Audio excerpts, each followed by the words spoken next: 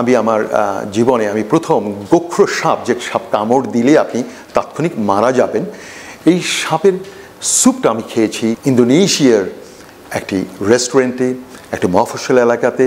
আমার যে গাইড বা আমার যে চাইনিজ মানে ইন্দো চাইনিজ, সে আমাকে উৎসাহিত করেছে। এই যে সাপের যে স্যুপটা আমার কাছে খুবই টেস্টি, খুবই ভালো লেগেছে। এবং আমার সামনেই, কারণ রেস্টুরেন্টের পেছনে নিয়ে গেছে, যে এখানে খাঁচার ভেতরে যেমন চিকেন থাকে না, অনেক জিন্দা চিকেন, তারপর ধরে ধরে ওটাকে জবাই করে, আমাকে ভেতরে নিয়ে গেছে। নিয়ে আমাকে বলল, আগে আমার গাইড বলেছে তিনি অস্ট্রেলিয়া থেকে এসেছেন, and he want to have a snake. ও বললো ভাজি খাবে, আমি না না না ভাজি খাবো না, ও ভাজি খাওয়া যাবে না। তো আমাকে নিয়ে গেছে, সাপগুলো অনেকগুলো কিলবিল কিলবিল করছে।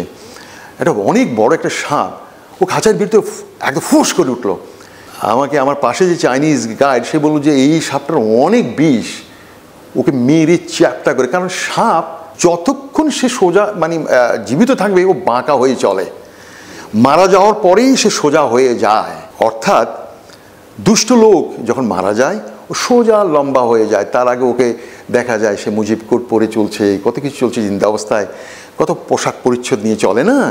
মারা যাওয়ার পরে আপনি দেখবেন ওকে যখন গোসল করানো হয় তখন দেখবেন যে একদম সোজা হয়ে গেছে। তো আমাকে বললো তুমি এই সাপটা তুমি খাও, এটাকে মেরে এটাকে টুকরো টুকরো করে এটাকে খাবো আমরা দুজন। আমরা ঠিক আছে। তো দামটা একটু বেশি নিয়েছে তখন, খুব দাম।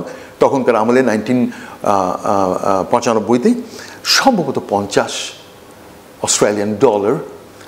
এবং আমি বললাম যে একটু ঝাল মশলাটা একটু বেশি করে দিই যাতে আমার খেতে ভালো লাগে। তো আমার সামনে আমি দেখলাম সাপটা সে নিয়ে ওর একটা ফ্ল্যাট টেবিল আছে, ওই টেবিলের উপরে এবার কেমনে নিয়ে ওকে বাড়ি মারলো। বাড়ি মেরে দেখলাম সাপটা ওই মরে গেছে। তখন আমার সামনে তখন ছুরিটা চালিয়ে দিয়ে চামড়াটাকে ইয়ে করে ও আমাকে বললো তুমি দেখো, আমরা কিন্তু পরিষ্কার করব না। এবং সাপ যদি পরিষ্কার করে যদি তোমার রান্না করা হয় তাহলে তোমার ওটা কোনো মজা নেই, কারণ চামড়ার ভিতর তো কোনো ময়লা নেই।